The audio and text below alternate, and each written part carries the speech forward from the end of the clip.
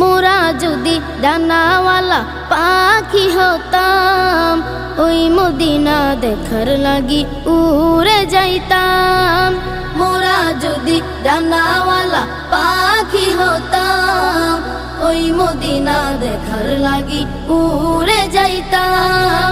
হৃদয় জুড়ে দেখতাম আমি, হৃদয় জুড়ে দেখতাম আমি নয়ন ভরে দু জাহানের বাদশা নবী কমলিওয়ালা রে, দু জাহানের বাদশা নবী কমলিওয়ালা রে, দু জাহানের বাদশা নবী কমলিওয়ালা রে, দু জাহানের বাদশা নবী কমলিওয়ালা রে।